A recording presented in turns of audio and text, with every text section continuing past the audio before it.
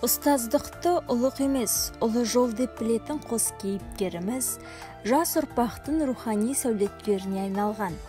Бізден бақытты ұстаз кім деп сұраса, сол сәтте 40 жыл мұғалімдікті жанына серік еткен Абай мектебінің қос шынары Шәрбат Төлеуқызы мен Кәпия Кәбиденовнаны айтар едік. Шәрбат Төлеуқызы еңбек жолын бастаған Семей облысына қарасты Аягөз ауданы Тансық ауылындағы орта мектебінде 10 жыл еңбек етеді.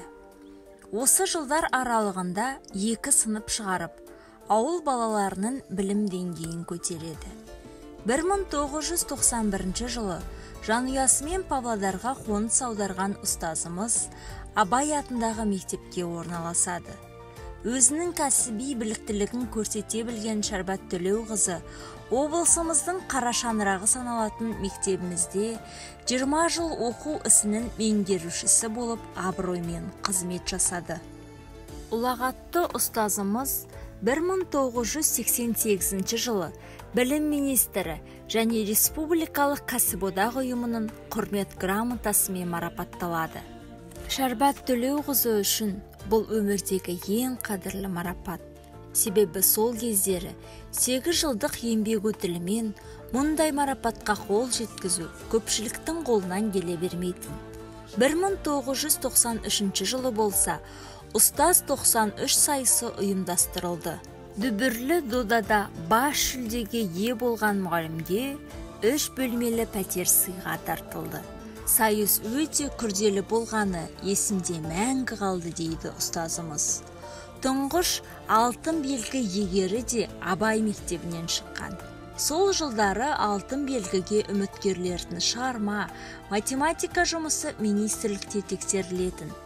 Бұл қазақ тілі мен әдебиеті, математика мұғалімдері үшін өте жауапты іс еді.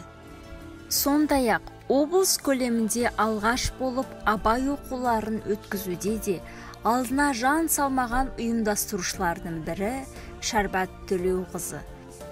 Білікті педагог 2017 жылы Түркияның Денизли қаласындағы Памуккале университетінде өткен халықаралық конференцияда ұлттық тәрбие туралы баяндама жасайды.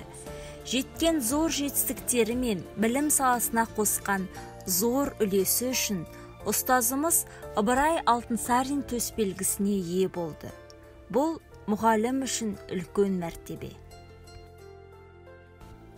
Балаларға білім беру менің бақытым дейтін Кәпия Кәбиденовна да еңбек жолын ауылда қарапайым мұғалім болып бастайды. Кейін Павлодар педагогикалық институтында бірнеше жыл еңбек етеді. Осы жылдары студенттермен Абай мектебінде тәжірибеден өтіп, осы білім ордасына жұмысқа орналасады. Ұстаздықтың түрлі сатысынан өткен Кәпия Кәбиденовна 2007 жылы директордың ғылыми әдістемелік істер жөніндегі орынбасары болып тағайындалады. Сол уақыттан бастап 2020 жылға дейін осы қызметті абыроймен атқарған ұстазымыз мектебімізді республика деңгейіне танытады. Облыстық, республикалық, халықаралық жарыстарға дарынды балаларды дайындауда алдына жан салмаған Кәпия Кәбиденовна сонымен қатар әдістемелік жұмыстың қыр-сырында жақсы меңгерген.